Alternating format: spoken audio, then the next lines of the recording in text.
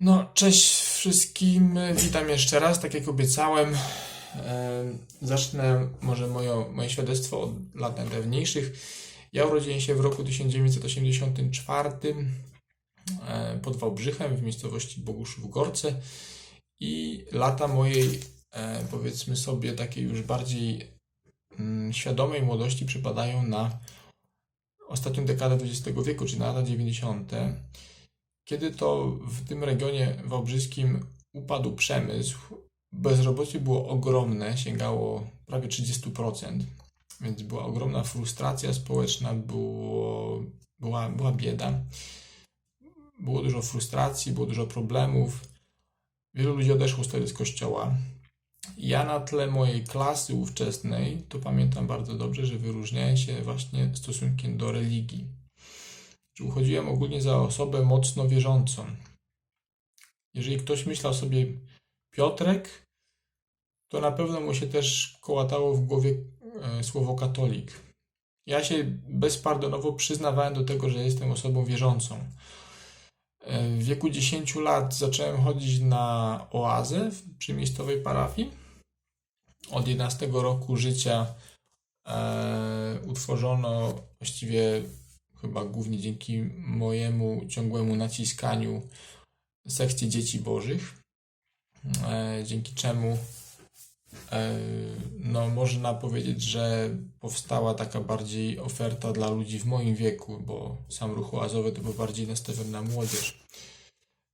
Więc ja no, na przykład na forum klasowym pamiętam, że dość odważnie wyszedłem któregoś dnia i powiedziałem, że zachęcam wszystkich do wstąpienia do oazy, że można tam przyjść i że nikogo tam na pewno nie skrzywdzą, a na pewno można dowiedzieć się czegoś bardzo pożytecznego. Pamiętam, że na lekcjach religii wyróżniałem się zawsze no, pilnością, można powiedzieć. Znaczy, na każde pytanie katechety ja podnosiłem rękę. Miałem też takiego przyjaciela w klasie B, ja byłem w klasie A, w klasie B był Dawid, który no, dość podobnie wyróżniał się.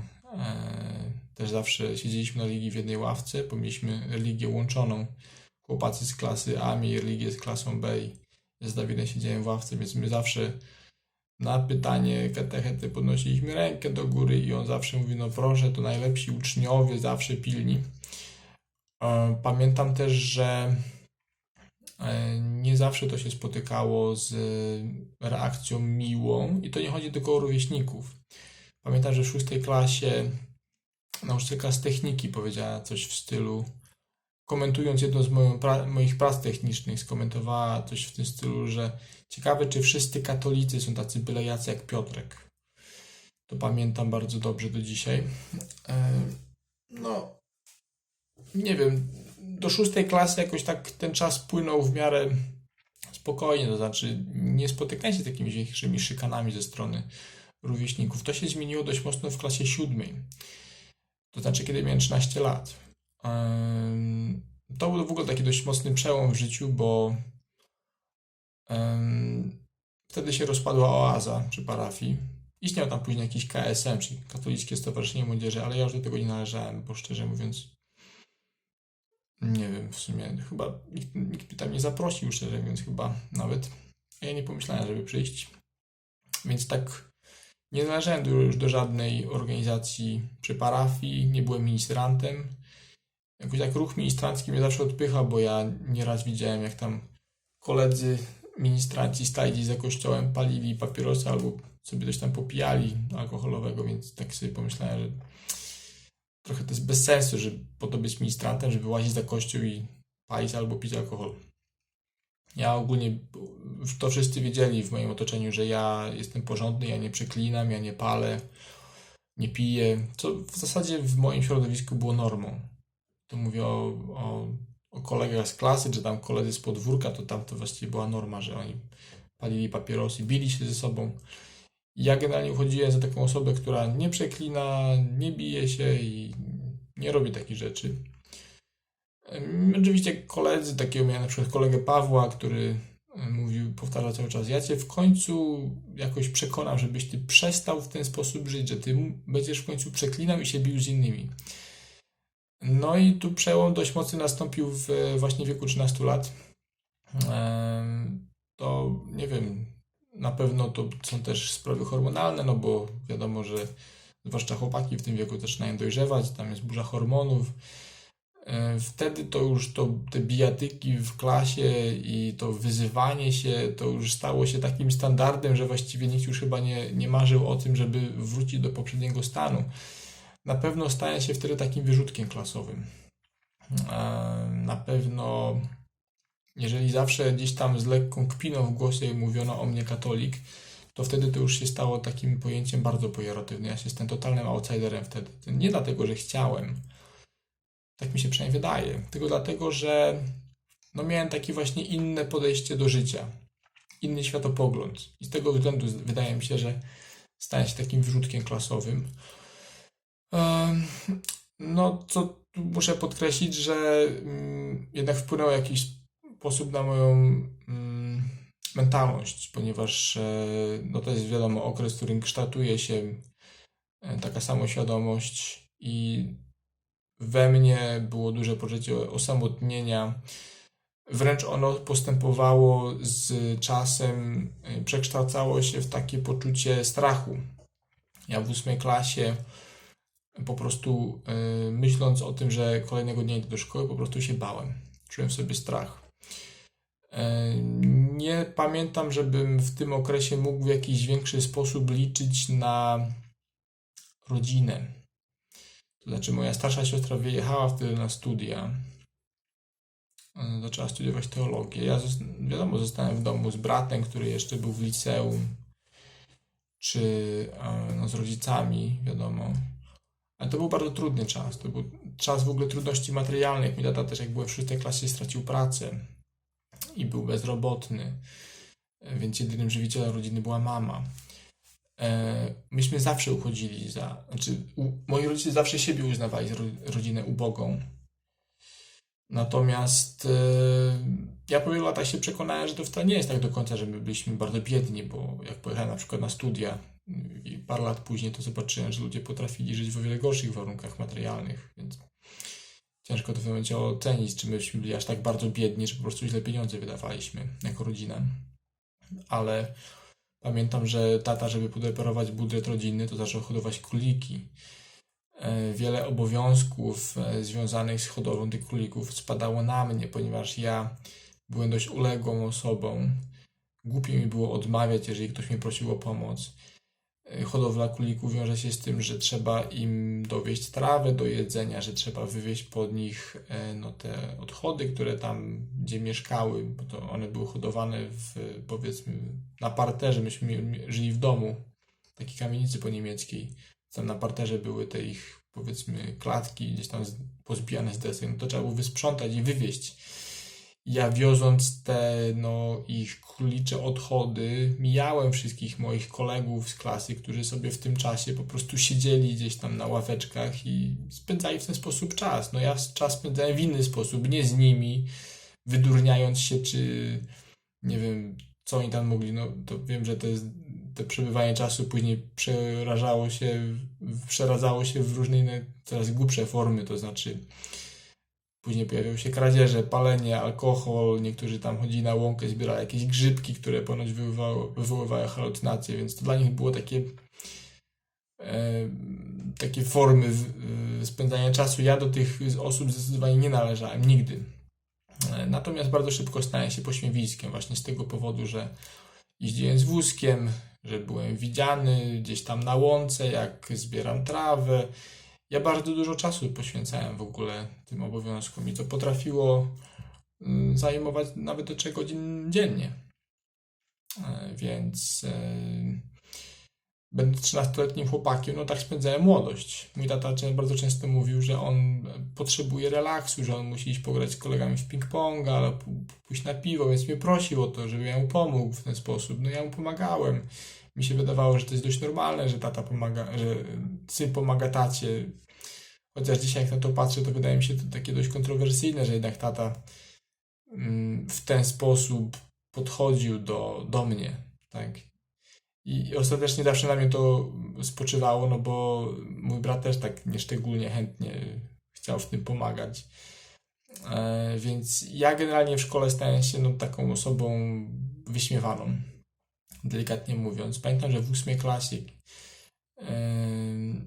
bardzo mocny już był nacisk na to, żeby przeklinać, żeby bić się z innymi. I mnie też sprowokowano już któregoś dnia, pamiętam, przyszło 3 takich do mnie tam do domu i zaczęli tam mówić, że jakiś tam jeden coś na mnie nagadał, że no takie inne rzeczy brzydkie. Ja nawet nie wiem, czy to była prawda, czy nie. Stwierdziłem, dobra, to jutro się będę z nim bił.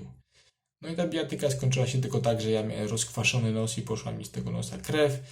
Tamten też oberwał, więc to był taki w sumie, powiedzmy sobie szczerze, głupkowaty remis. Natomiast no, drugą bijatykę miałem z chłopakiem, który był przez wiele lat moim przyjacielem.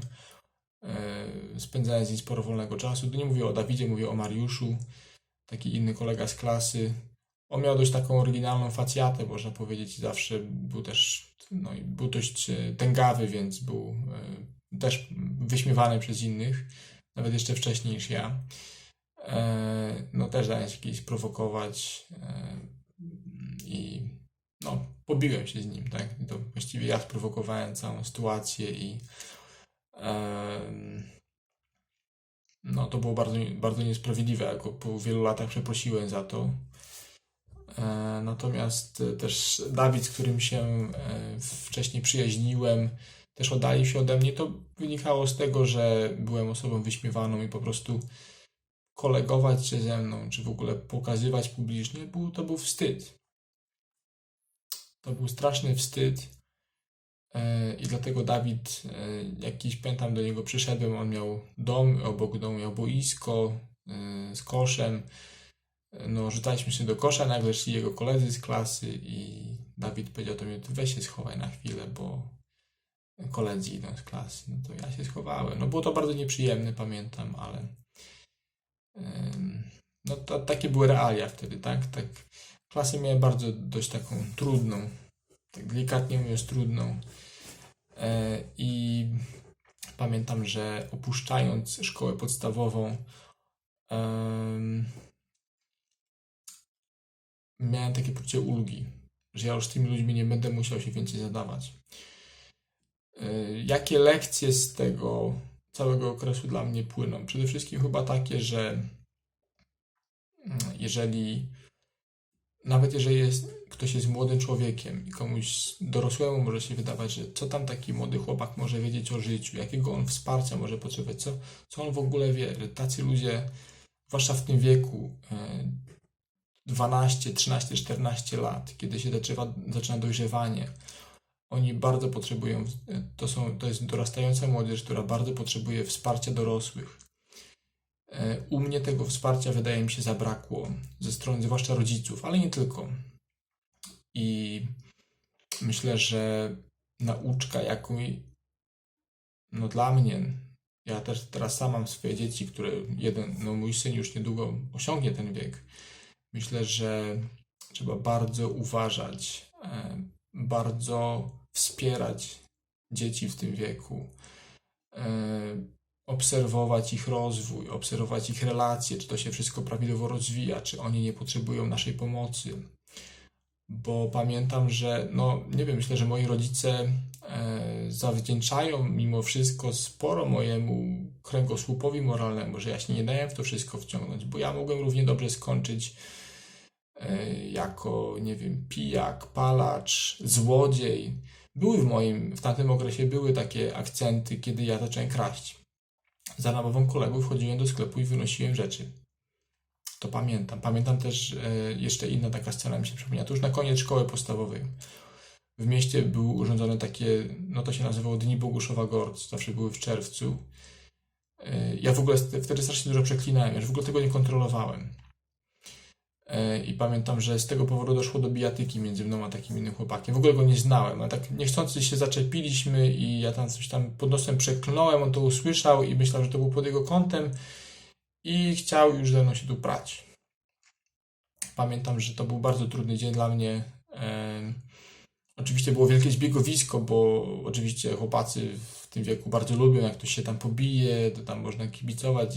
Ja uniknąłem tej bójki, jakoś tak, nie wiem, wymsknąłem się z tego całego towarzystwa, gdzieś poszedłem indziej, więc jakoś tak z ogromnym niesmakiem kończyłem szkołę podstawową. Na pewno inną lekcją z tego okresu jest to, że diabeł też mocno działa na dzieci. To znaczy, dorośli czy dzieci mogą nawet sobie z tego nie zdawać sprawy, ale diabeł oddziaływuje na dzieci bardzo, to znaczy odciąga ich od Kościoła, podsyła pokusy, które powodują, że papieroski, czy przeklinanie, czy bicie się, czy pornografia, masturbowanie się, że to są rzeczy bardzo takie na topie. I tu trzeba bardzo zwracać uwagę na takie rzeczy, jeżeli widać jakiekolwiek oznaki zepsucia. Trzeba spędzać czas ze swoimi dziećmi, a nie wiem, żyć w jednym domu, a praktycznie mijać się ze sobą, tak? Bo ja mam wrażenie, że na tym polegało wtedy nasze życie rodzinne u nas w domu, że myśmy żyli obok siebie, ale w ogóle ze sobą nie rozmawialiśmy. Do rozmów dochodziło tylko wtedy, kiedy już były jakieś takie sytuacje alarmowe. Pamiętam, że miałem taką rozmowę z moją mamą, kiedy na Dzień Dziecka w 8 klasie, właśnie nie kontrolując już swojego języka, jakoś tak skląłem jakiegoś młodszego ucznia i świadkiem była jedna z nauczycielek, która kazała mi się do tego przyznać przed mamą i ja to zrobiłem. No i moja mama była w szoku. Ja w ogóle w szkole wtedy straciłem całkowicie autorytet wśród nauczycieli, o ile go kiedykolwiek miałem. No na pewno miałem go u dyrektorki, która była historyczką. Ja byłem bardzo dobry z historii, chodziłem na konkursy i ona zawsze uważała, że jestem osobą prawdomówną. Zawsze można polegać na mojej opinii, na moim zdaniu. Natomiast w 8 klasie pamiętam, była afera, że ktoś tam coś wulgarnego napisał na tablicy i wtedy powiedziała, że ona już w moje zapewnienie nie wierzy i nie będzie w ogóle na tym polegać. Więc tak skończyłem szkołę podstawową. I myślę, na tym skończę na razie pierwszą część mojej opowieści. W drugiej części przejdę do kolejnego okresu. Myślę, że trochę innego, ale też tragicznego w pewnym sensie do czasów liceum. Trzymajcie się, na razie i do usłyszenia w kolejnym odcinku.